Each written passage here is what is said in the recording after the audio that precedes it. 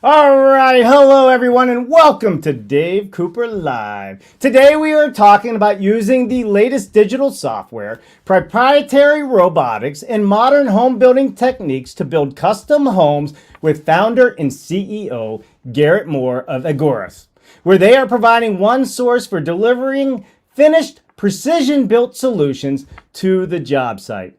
We are excited to welcome Garrett on for a few reasons. First, this guy is used to dealing with world-class talent, both as a Stanford University quarterback, earning advanced degrees in mechanical engineering and cybersecurity, and as a special forces expert with the Navy SEALs. Clearly, this guy likes to work with elite teams. His approach at Agoras is the same. But before we hop in, let's take a moment and please say thank you to Garrett and the members of his team who did so much for so many during their service. So thank you. And while you're at it, take a look around and share your appreciation with those who are working hard, working together, inspiring and leading others to build it better. Here on Dave Cooper Live, it is our honor to give others a platform to share their voice, amplify their vision and visibility. It's not easy to be a leader, let alone a great leader. So now I will get off of my soapbox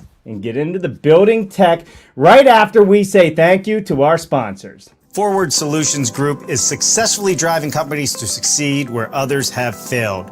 Are you looking to start a factory, optimize your existing factory, streamline your production, or take your team to the next level? Whatever your needs are, Forward has a solution for you. Halleck Ltd. has a long history of innovation in cold form steel manufacturing and producing innovative precision roll forming technology for customers throughout the United States and the world. Check out their machine buyer's guide for off-site modular construction or fast build construction with light steel for framing. Go to their website, halleckltd.com. All right, everybody, thank you so much for that. And thanks again for our sponsors. We cannot deliver any of these innovative conversations without you, so we really do appreciate it. So for you in the audience, go say hello and give them your appreciation. But for now, it's time to bring in an elite person, somebody that has played at the very highest level in the military, and it's an honor to have him on the show and an honor to have him now in the home building space. Garrett Moore. How you doing, Garrett? Very good, Dave. Thank you for having me. I appreciate it. I know, man. My excitement's through the roof right now. I don't know if you can feel it, but it's coming, man. I love it. So, Garrett, before we hop into it, we ask everybody to tell us a little bit about themselves. So we want to know everything about you from the moment you were born to this very moment in time. Do not leave out any of the good stuff from the hospital, or we're going to call all your SEAL team members and we're going to bring them on the show. And I'm sure that'll get quite embarrassing quite fast, but you only have 2 minutes to do it. The floor is yours. All right. Well, I promise you my background is pretty boring and pretty vanilla, but born up in the Bay Area. I grew up in Arizona. Dad's a teacher, mom's a flight attendant, oldest of three. Grew up loving sports, loving academics. Got a chance to keep those pursuits going. Got to play football in college, went to Stanford, got my degree in mechanical engineering. You quickly realize that you are amongst folks that are way more talented than you. So really couldn't hang both academically or athletically at the next level. So tried to take a little bit of an about face and join the military. So became a SEAL, spent 12 years as a SEAL officer, deployments all around the world, a lot of time in the Middle East. Great chance for me to come of age. Meanwhile, somewhere along that way, I married my childhood sweetheart. We were born by the same doctor, so I've known her my entire life, and had 3 kids. And in that process, started to settle down, eventually go to build a house. And that's actually kind of where I fell in love with construction, but not its ways. So it's a kind of an atypical path, but I'm super excited about what I've kind of learned along the way, and really, really excited that it led me to construction. Yeah. And that's kind of it, right? The passion to get into this space usually comes from somebody not having something good happen right during the process, or you're like, how is this so outdated still? And I'm assuming that's the process you and your family went through. Yeah. So it's 2015 at the time. I'm mid platoon commander or troop commander. I can't remember which. We wanted to buy a house, so we bought a house. Long story short, ended up turning into an accidental developer. We scraped it, thought, hey, we'll cheat the system. We'll build it volumetrically. So we had a modular builder out of Idaho build it. Ended up taking us like 3.5 years. I went through 7 general contractors. Finally, I said, screw it, I'll be the 8th. I designed it myself, engineered it, just kind of de facto. But what really sealed the deal for me is I was in the Middle East running Special Operations Command Crisis Response Force, trying to track down an electrician at the job site. And I was like, okay, the modules were already there. They were set. Like the home is 90% done. And it was that point where I'm like, I should not be tracking down an electrician from the Middle East. This industry has got to tighten up.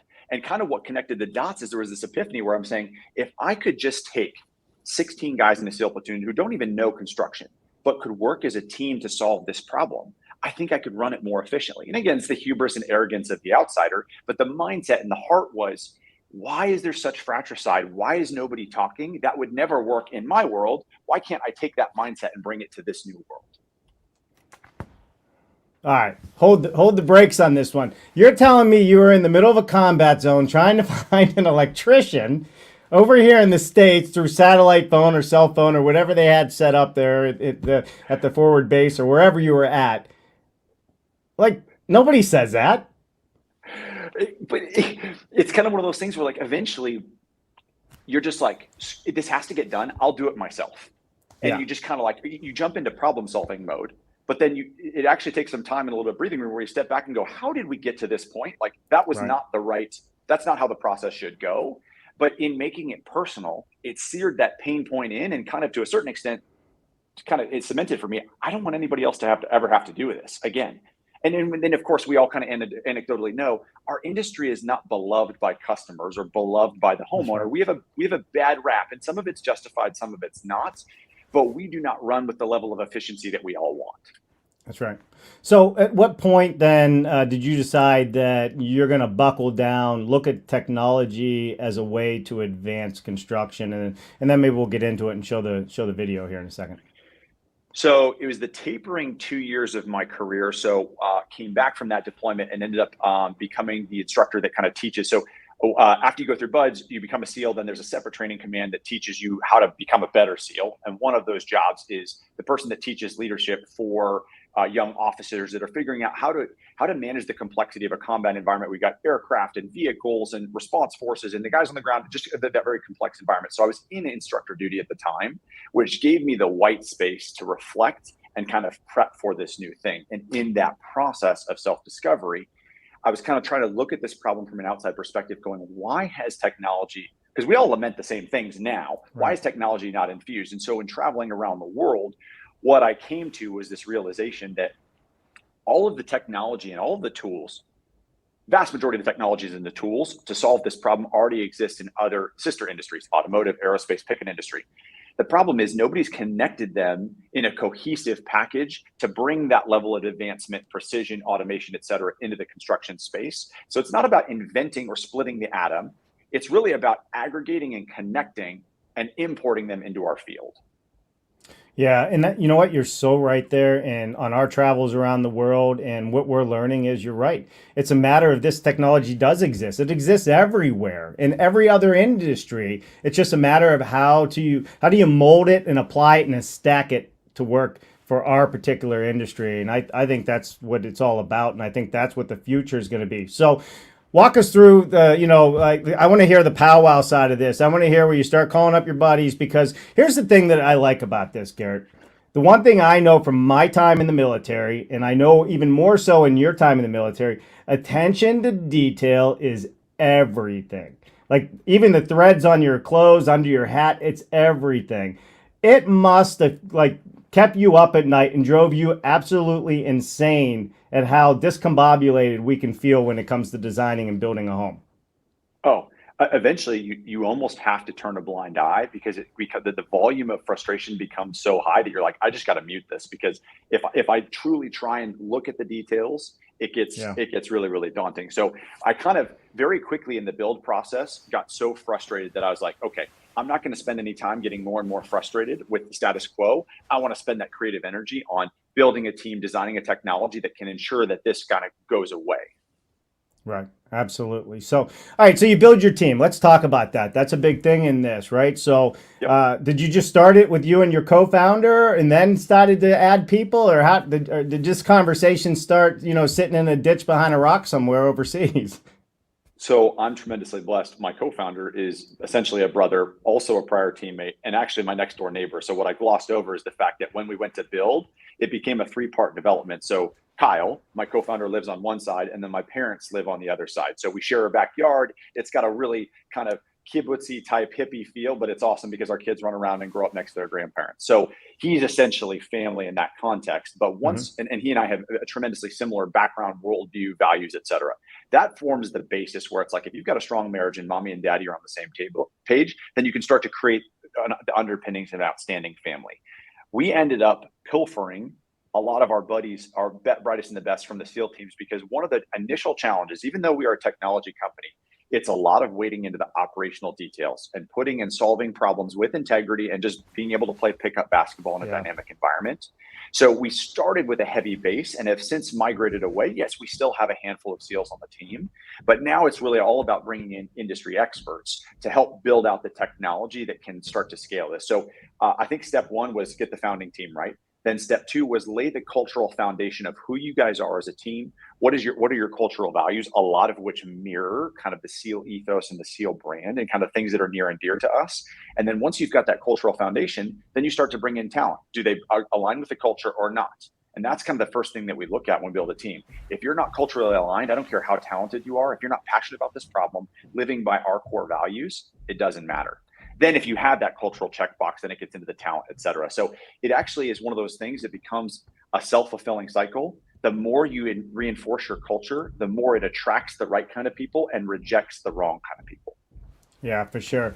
All right, everybody, if you're just joining us, we have Garrett Moore on the show with us today, ex-Navy SEAL, ex-Stanford football player, and a founder and CEO of Agorist, who is using AI and robotics to build houses in a three-step process, or a three-phase process, as they like to use on their website. So if you are not subscribed to what Garrett is doing, you need to go follow him on LinkedIn after the show, not right now. And you need to go follow us on YouTube. So if you're not subscribed, we really appreciate you subscribing there. We're getting watched 10,000 hours every 28 days. That's a lot of watching to learn how to build it better with the best and the brightest in the industry. Hey, Garrett, so why don't we do this? Why don't we play the one of the intro videos here that talks a little bit about your process? I'll leave the sound off, and you can chime in how you please. Sound good? Right on. Let's do it.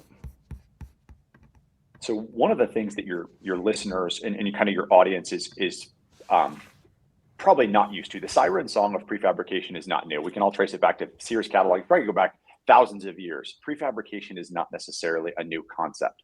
I think what we're doing that's, I think, unique, or is a little bit of head turning for most folks that are familiar with the space, is we have doubled down on building a unique software stack that can digest really any structure that's light timber based. So when we talk about our kind of core competency, it's single family ADU all the way up to 5-story timber, 4/1 timber apartment buildings. It's not vertical construction when you start getting into steel and concrete. It is kind of that sweet spot of the bell curve in residential housing. But what's unique about the software is it digests the entire home down into panels in a way that allows them to be built down a singular assembly line. And this is where your readers or your audience is probably used to. That's a Weinman bridge. Not a knock against them, but there are some challenges in why we've pivoted to robotics and why we kind of got away from the older machinery. And the idea here around a singular unified assembly line is that we need to get to automotive-like efficiencies and outputs. But right now, prefabrication is usually walls. Then you're either going to build your floor cassettes manually or whatnot, and then you're going to truss a roof. The problem is you're throwing automation at 1/3 of the envelope. And so what's unique about, got about a dozen patents around kind of the manufacturing, the robotics, and the software itself. But what's unique about this is you can take any complex structure and break it down into standardized 2D parts. And when those 2D parts can all be built down the same assembly line, now you can bring all the technology to bear in one place in a factory, as opposed to, I got my rough openings in one area, my floors in another, I'm getting my trusses dropped off here, my walls are getting built here. And so that idea is very unique, and we can nerd out a little bit about the structural engineering of how you do a roof like that, floor like that, et cetera. But that's kind of one of the core innovations that I think is different about Agorist than anybody else that's tried to tackle this before. Yeah, I definitely want to jump into that. I want to jump into the single line as well. We don't talk about Yep. that a lot on this show, and I have not seen a whole lot of single production line. So I think that's going to be a really interesting conversation to understand the engineering and the thought process behind Yeah. that. So love it, love the video as well. Thank you for sharing that with us. So, all Right right, on. so let's why don't we start right there? Well, actually, I want to start somewhere else. I want to start with culture. You just ended on culture before I went into, promoting the show and all that other fun stuff. But that is the most important thing that I have seen throughout the world. Jennifer and I in our travel is the companies that understand the value of culture and having the right fit with the right people makes the difference in the entire team.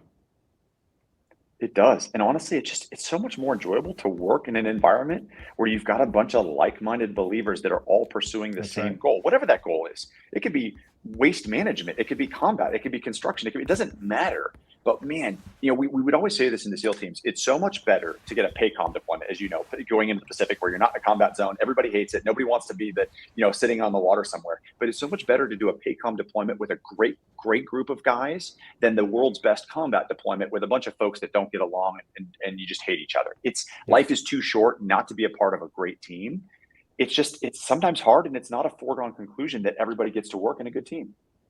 That's right. And for those listening out there, I see Bob Bender chiming in, who's an expert in this field and a great individual as well. Culture does rule, and I really can't strive to tell all the new people coming into this industry that enough. It is probably the number one most important process in your entire business is getting your culture right, because all the other processes will not do you any good if you don't have everybody pulling in the same direction. Dave, I'm going to also add another layer to this that I think I'm a tweener. I have a half a foot in Gen X, half a foot in millennial, but I'm seeing that from a millennial and a Gen Z perspective, Yeah. that generation values the team, the mission, the culture way more than the Gen X generation did. So there's a generational issue going on as well. That even if we don't personally think culture matters, the younger generation of people that we are hiring, it matters immensely to them from a talent acquisition and talent retention perspective. Yeah, I agree with that. Garrett, let's get into the production here, right? How did you pick your tech stack? How did you come up with your lines? Walk us through your process when you started this, because you're looking from the outside in on this industry. It's not like you cut your teeth in the manufacturing space like a lot of people here. Like how did you start this process and start formulating your own ideas on what's going to be the best process to do this? So big picture, starting with what slice of the industry, what's the problem that we're trying to solve? And so the big picture macro issue that's the cloud hanging over all of our heads is the fact that latest stats are saying that 60% of the construction skilled workforce will be retired by the end of this decade. That's a generational wave or a generational trend that we can't stop. So we have to react to that. Backstopping that with, for the last 14 years, we have underproduced north of 5, 6, 7 million. You all know the stats in terms of how much there's a debt that's built up. And so if we're looking at trying to solve this problem, my inner red, white, and blue is tremendously strong on the fact that having a strong American economy is heavily tied to a strong middle class. And if we don't fix the housing issue, the middle class is going to start to take some heavies and is under attack, because then people can't afford to buy a home, and home ownership is one of the greatest wealth generators or class increasers that people have. And so if you get behind the power curve and you can only ever rent, then you end up in a world of hurt. So big picture, we're trying to solve this problem, middle class, American dream, et cetera. In order to do that, we need to build a technology that can kind of essentially build what America needs. And so America's needs vary so much based off of what's the city, what's the county, there's so much, I say customization, or I say variation in the way America's construction system is built. And one of the challenges to prefabrication has been kind of a bit of a one size fits all approach, or a trying to kind of take standards and push them into the industry. The problem is, in the backstop of that variance, you kind of hit this disconnect, and that's why we don't see more market adoption of prefabrication. Is that essentially it can't tackle the complexity that varies job site to job site, city to city, county to county, state to state. So with that as the overarching problem, we said, okay, customization or adaptability, variability, flexibility, whatever you want to call it. I'm not talking $5 million homes. I'm talking the ability to build different structures for different customers without completely grinding the system to a halt. And so, like I said, my passion is housing. Call it an ADU, single family, multifamily apartment. I don't care. We just need to get lots of supply into the economy. Right. So then with that as a backstop, we need to build a technology that can digest that complexity. This is where we fundamentally believe that the advances that have gone on in software over the last 20 years are a great corollary. I'm not knocking Autodesk or some of the best in class, but the problem is the entire industry is designed to show what a home looks like, but nobody has really dived into the complexity of, is that a 2-inch staggered nailing pattern? Is that 3 inches, 4 inches, 6 inches? Those details matter immensely for a structural engineering, but that's the next layer that has not been digested. So step one in the business and the tech stack was we need to build this bridge. We already have best in class CAD. Revit's the gorilla in the room.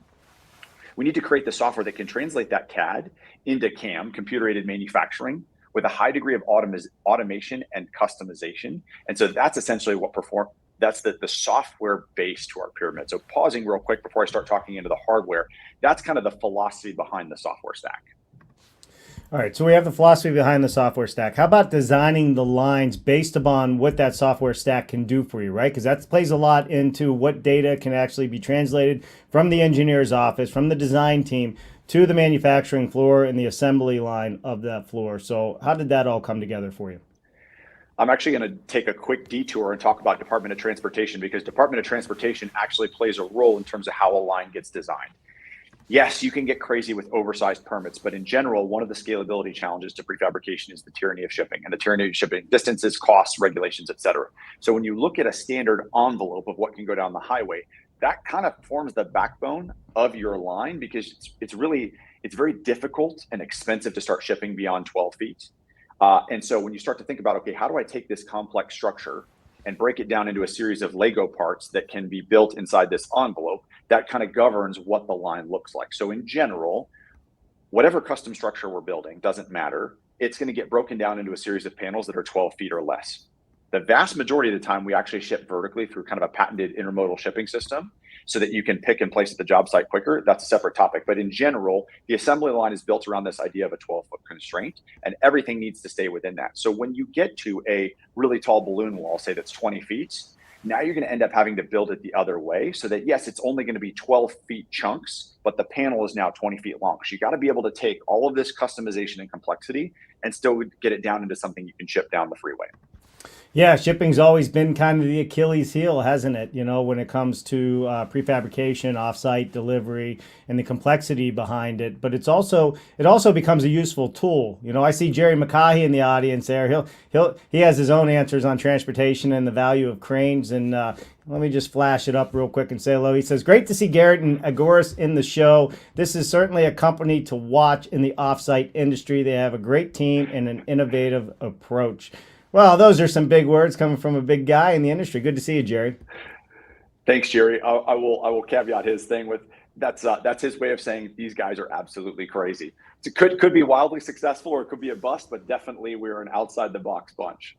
Yeah, well, listen, being that you guys are all Navy SEALs, how many people would call you crazy to your face? I'd have to think twice about that, right? I can imagine your boardroom. Oh my, the disagreements. All right, we also got Osama Alabi joining us. Hey, Osama, it's great to see you. Excellent show. So much I hear I can wholeheartedly agree with. All the best, Garrett. Now, that's a guy that has built some of the biggest smart cities in the world for countries. So, Osama, thank you for joining us today. It's always a pleasure seeing you, and they're doing some of their own amazing tech stacks. Super cool. Bob, I didn't put that up. Bob Bender says culture rules. I said that earlier. And we got Buzz in the house. This is a systems approach. I like it. All right. I know there's some more comments coming in, and we'll get to that in just a moment. Garrett, let's talk about this line. So we have the tech stack. We talked about transportation. How does all the tech stack and the transportation now play into the design of your singular line that I'm assuming does floor, walls, and roofs? Yeah, actually even does stair cassettes too. But get out of here. So, all right. So I love the team at Weinman, Hundager, Randex, Spidit. Everything I'm about to say, their system is really well designed. It's designed, in my opinion, for a different tool. So just like a hammer is different than a screwdriver, one's not better than the other. They're just tools designed for specific functions. In our case, nobody has designed the right tool for a singular kind of automotive unified assembly line.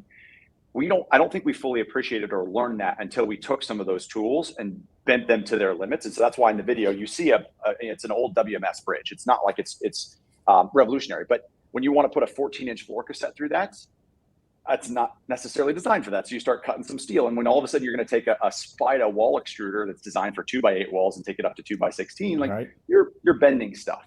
So the idea here is if you can build a software that can digest the complex into a singular unified assembly line, now you need a hardware to match that. And the tools that the industry currently has are not super well equipped. And also times there's lead times and there's cost issues, et cetera. And so this is when we actually brought in the gentleman that ran automation for Elon at Tesla and took them from their first robot in Fremont all the way to their 10,000 and said, okay, let's bring in world-class best talent in terms of what is the forefront of industrial robotics, because we've already built the software stack. The zeros and ones are ready. Now we need to get the robots to do what we want. When you go to 6-axis industrial robots, a couple things happen. The first is your cost goes way down. They're dirt cheap. You can buy them on eBay. You can get them used. You can rent them, lease them, et cetera. So you start to get a very dynamic, smart system that's built off commercial off-the-shelf parts, like we talked about earlier.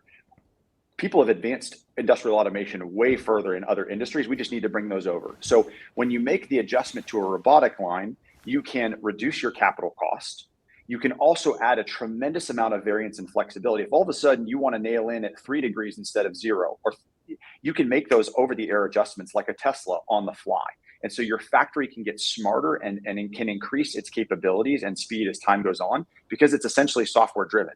And again, not trying to knock Weinmann, Randex, Spida, Hundegger, but they're designed for a little bit of a different mentality. And so with the backstop of customization, we made the decision to go towards industrial robotics, because that's ultimately what we think is capitally scalable as well as technologically scalable from a supply chain perspective. So when we look at this line, it is something that we don't see a whole lot of. How does it actually function? Walk me through the process, right? Do the floors all go down at one time, then the walls go down, but then you have knee walls? Like, I'm really trying to understand because it's very complex. Okay. So there are different ways to frame down a singular line, especially when you have robotics that can change axes and do different things. But let me set aside that for a sec. Let me just go with the simplest, one of the simplest ways in which we framed houses. So if you think, imagine a traditional wall, okay? Now imagine if that's a staggered stud wall. Take that wall and make it a 14-inch staggered stud wall. Now set it flat.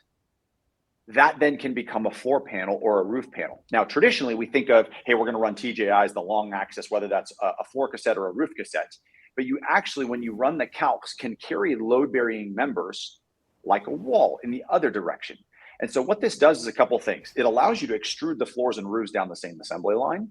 But what it also does is you're now getting a drastic reduction in your engineered lumber, because those staggered studs are essentially joists, 2x4s, 2x6s, depending on 12-inch, 12-inch floor cassette, 14-inch floor cassette. And so now you're creating kind of a skew optimization where all of your floor cassettes are going to be built from a standard kind of stud 2x4, 2x6. Same thing goes for the roof. Now, there is some complexity in the structural engineering, which the software helps out with, because that's not how most engineering softwares are designed to calculate the point loads. But what that allows you to then do is now you can just bring the entire home in essentially the same way, because they're kind of all staggered stud walls in that context. Mm-hmm. So what issues have you run into with it? Maybe that's a better question. I would say that the biggest challenge so far is just people have never seen it before. And Right. So there's a little bit of like, oh, that's unique. We carry the stamp. We have our own structural engineering team. So at the end of the day, it's legally covered. It's just a little bit unorthodox. Right. What we've actually found is after people get over that hump, a couple of things happen. One is they start to look at this and go, oh, wait a minute. You don't have thermal bridging anymore, and your sound transmission floor to floor goes way down because you actually have staggered air gaps. That's right. Oh, that's pretty beneficial. And then when I'm going into the roof system, I'm able to put more insulation up there because so it starts to like, oh, wait a minute, but then you could do this and this and this. Oh, wait, my electricians aren't drilling holes because they're routing. Oh, wow. So it kind of just, it breaks the paradigm a little bit, and breaking a paradigm is uncomfortable. And of course there's some stretch to that. But I think once people see it and they start to see how quickly homes can get assembled, and then when they start to see like your assembly line takes 15,000 square feet, it's just like it happens in a much more compact and dense value added way. That's really, really, I think pretty cool. So it just takes a little bit of walking the dog, so to speak, to help folks understand how you can build like this. How many lines do you guys run? Right now, we've only built one R&D production line. And I think we did not appreciate how much demand there would be for the product. So we're actually in the process of raising capital to expand, build a larger kind of production facility. We kind of thought we were going to be in the R&D tech building phase for longer, but spoiler alert, there's a lot of construction going on still, and people are looking to shave weeks and months off their build time. Sure.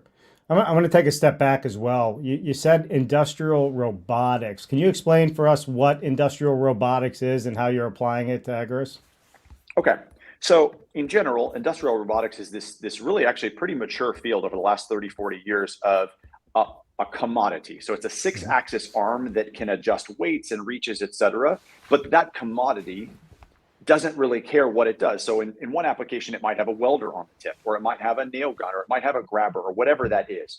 And so it's this field that if you hear names like KUKA or ABB or FANUC, these companies build arms that are industry agnostic. And then the industry layers a end of arm effector or tooling or software to get it to do something that they want, whatever that thing is. And so industrial robotics is all the advancements that have gone into these machines. But to give you a sense, and for anybody that's run a Weinmann, Randeck, Hudnig, or Spida machine, this might sound crazy. This is what automotive uses. Those machines will literally run 24/7, 365 for decades on end. They're the most reliable pieces of machinery on the planet, and all you really have to do is oil them. That's a level of precision and reliability that just does not exist currently in any kind of offsite construction, timber, whatever. And so this is kind of it's the term I use for the advancements that have gone into the commoditized arm. So, yeah, sorry. So now we have the line. I understand what the industrialized robotics, terminology means, and hopefully that was helpful to some of our audience out there. We're coming off the line. How does the process work? How do things get stacked? Are they labeled, numbered, and are they loaded in a specific order for the job site?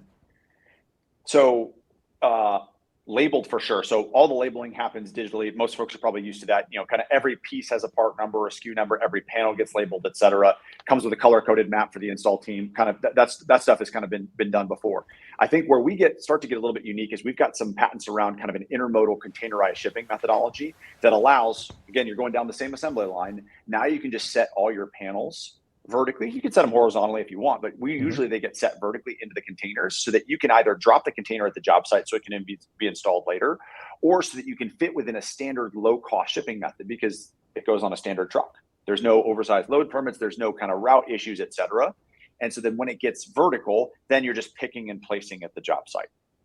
So I would say that part is probably pretty common or pretty known to most folks that have done prefab before. Sure. And the accuracy, I'm assuming no dumpsters is kind of a rule for you guys. Yeah, absolutely. If you start seeing waste, it means something went wrong in the process because the software is optimizing all the cuts and it's making sure that your cuts are strong, et cetera. You can recycle any waste back in to make it blocking or all the other pieces. So at the job site, one of the things customers love, and this is kind of the stump speech of prefab, is you shouldn't have any waste. You really even shouldn't be hearing a whole lot of saws or anything like that because it should just show up and get installed. Right. Not a whole lot of clown hammers banging things in and the typical Sawzall. No. One thing that I think is also unique about us that I glossed over between the end of the timber line and the trucks is advancements in MEP. And so I think we kind of all know that the industry needs to get beyond just panelized framing. It just becomes quite a bit more complex. And so we've taken the same systemized approach, especially with the robotics as well, to advancing the level of completion to the trades. Most customers start with framing because it's the least risky entry point. But very quickly, when they see the factory and they start to see the tech stack, then usually they start asking for, can you do insulation, weather wrapping, windows, electrical plumbing, all the usual stuff. And so this is where we need to advance because ultimately we want to get to the point where you're at rough inspection in a couple of days from slab to rough inspection. And at maturity as a business, we want all of our customers to be 30 days permits to keys all across the country. That is what is needed to push this industry forward. That's years down the road, but that's our North Star, so to speak. Yeah, for sure. In MEPs in general, I mean, that's still the number one question that we see from, builders out there. How does it work? And it's always been a very complex thing, especially when you continually are doing one-off designs. Yeah.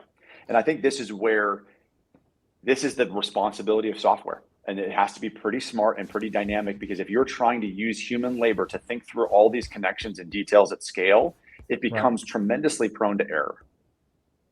Yeah, for sure. And what is the time frame from showing up on site to having watertight or roof on? I mean, we've had some builds go as fast as 6 hours in kind of a smaller, well-organized I environment. love that. At some point, depending on how much of the trades we did, some customers, we literally had one where the framing was done in a couple of days, and then it sat for 12 weeks because they weren't, it was scheduled wrong and all kinds of other stuff in the custom space. So there is a lot that we don't control. And our Yeah, belief is we want to be laser focused on providing for developers. I don't want to necessarily deal with the homeowner. I'm not trying to vertically integrate. I'm trying to provide a product and a tool for the developer in really kind of isolated from the slab to sheetrock space. Cabinets, countertops, paints, lights, fixtures, all that kind of stuff. That's really kind of their business. Getting to slab set is also their business. We're kind of fitting this what we think is a sweet spot window where a lot of cost and a lot of time and complexity goes in, and that's the rough trades. sure. You comment about, one build, one shell, and one frame. Can you walk us through those? It's a way for us to try and brand what people already know and saying, look, if you have to start with framing. You can't put prefab electrical into something if you don't have the framing. So framing is kind of our gateway drug for people that say this prefab thing is scary and whatnot. It's like, let us just frame a house. We'll fit in as a framing subcontractor. Just we'll sip it, like keep it simple. And then if you understand that and we have that beachhead, now one shell allows us to say, okay, well, let's get you weather tight. So that's weather wrapped windows insulation usually. Hmm. And then if you like that, then let's start talking about one build, which becomes the next envelope of electrical, HVAC, plumbing, et cetera. And so it's kind of a crawl, walk, run approach to prefabrication, because one of the things that we find from customers is they like taking it in bite-sized chunks. If you say it's all or nothing, you have to go full volumetric, offsite inspected, sheetrocked, et cetera. That's just a bridge too far for them at this stage. And so this allows us to kind of handhold through the evolution of prefab. Yeah, for sure. And the evolution that you guys are on, or I guess the trajectory of the course you're on, what does the future at Agorist look like? I mean, you got your one line set up now. Tell us what the growth projection is. So the way that we built this tech and the system was centered around this idea of small, regionalized, lean, decentralized facilities. And so when I say that, what I'm looking at is each of our production lines should fit in 15 to 20,000 square feet of factory space. You want to put four in for a market, you want to put in two in. It doesn't really matter. It can kind of scale linearly based off the size of the market. And then when you're shipping with panels as kind of our highly dense approach, you start to get to a radius that's well beyond modular, which starts to push into 250, 300-mile radius. So now you can imagine looking at a map of the US and you start dropping 600-mile diameter circles in kind of major metropolitan areas. And by our math, once you've had 6 or 7 factories, you're covering about half of US construction. And so our vision is by the end of this decade to be building 100,000 homes a year in 6 to 8 regionalized facilities, really tipping the needle for offsite construction and making it the de facto standard that everybody is rallying toward.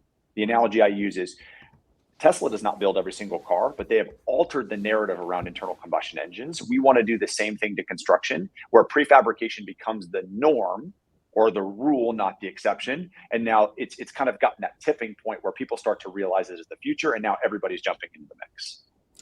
So you mentioned Tesla. You hired, some of Tesla's super smart line engineers that put together their, I guess, production facilities and what have you. Tesla's greatest innovation was not the electric car, right? It was going direct to the consumer. That was their greatest innovation, at least the way I understand it. And with that said, Garrett, what is your plan for the sale of these? Who's the competition? How are you going to go to market? Are you looking to franchise this, to help you scale, or is this all going to be kept internal? Okay, so there's a couple answers to that. And I'll actually say that I don't think of us as a Tesla corollary in that context. I actually think of this as a little bit more like Amazon. If you can become brilliant at distributing books, it becomes much easier to layer in DVDs, kids' clothes, groceries, et cetera. Right now, we're building that fulfillment by Amazon infrastructure. And then from that chassis, you can now start to layer on increasing components of value and vertical integration to the customer. So we look at it as kind of a bunch of small iterative steps rather than no EV, now full EV that everybody loves. In that context, our goal is to push this industry forward. I don't have aspirations to necessarily be the manufacturer of every single one of these homes. I think in this context, we look at it a little bit more like Boeing. I don't necessarily need to build every fuselage, every engine or whatever, but the software will control the integration because the integration is where the details are. And so absolutely at maturity and scale, this is a partnership game. Rising tide floats all boats. This is not a zero sum, hey, Agorist needs to become a behemoth. It's really a technology platform and a tool to empower the industry because the industry has the local network and the local reach. So the short answer is I see really two types of partners at scale. One is a vertically integrated kind of installation franchisee or installation partner that says, okay, I've gone through the Agorist University. I know how this stuff works. I can put them together and I can make a ton of money by just rinse, lather, repeat and installing different projects all over my area. The second partnership, I think, largely looks like potentially even in the building material space of folks that have the manufacturing prowess and infrastructure. They just need the technology stack. So that might look like a Builders First Source or an LP or a Boise or a Home Depot, somebody that's already got large national capability that wants to add more value for their customers in an offsite way. So this is very much, to reiterate, very much a partnership game.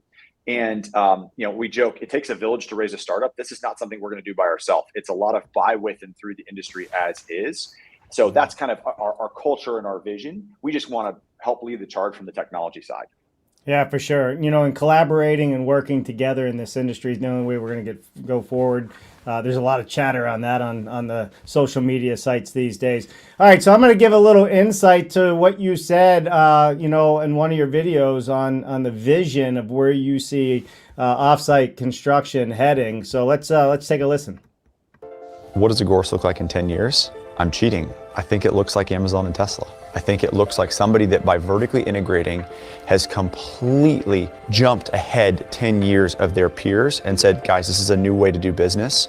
And this is what the future can look like. And I think 10 years from now, we're going to look back at construction and go, oh yeah, you remember when we used to build houses by hand on site and it took months and months? Oh yeah, now I can buy a house and I get it in 3 weeks. That's what the future is going to look like. It will become a foregone conclusion, and when people look back, it will be hard for them to remember or understand why we used to build the old way. I absolutely love that because, you're absolutely right. It's time for the change. It is here now. I think it's definitely coming. There's a lot of buzz around this, and when we get guys on the show that are used to destroying millions and millions of dollars worth of equipment and aren't held accountable for it because they're learning how to use it and train, that's exciting because it doesn't bother you as much to fail, right? Like you learn by failing, and I think that's super cool that you're in this industry. But that's your vision. That's the future. Yeah, and I think this is one of those things that. We're not going to be perfect. We're not going to get it right. We're already not getting it right. But the faster you can stub your toe and learn from it and pick up your feet again the next time, it's just like, how many times can you get shots on goal and just learn and learn and learn and learn? Because I think this is one of, again, I'm not trying to knock some of our forefathers, but there's a bunch of folks that have come in with a mindset of like, hey, you dumb hicks, let me show you how, we built something in a different space and why construction's stupid. Like, whoa, easy there. There's a lot of complexity. Like, leave your kind of white collar Silicon Valley arrogance on the side and just like roll up your sleeves and learn how we do it. So we've tried to take a very kind of just honestly humble, hands open approach to knowing what we don't know. Yeah, for sure.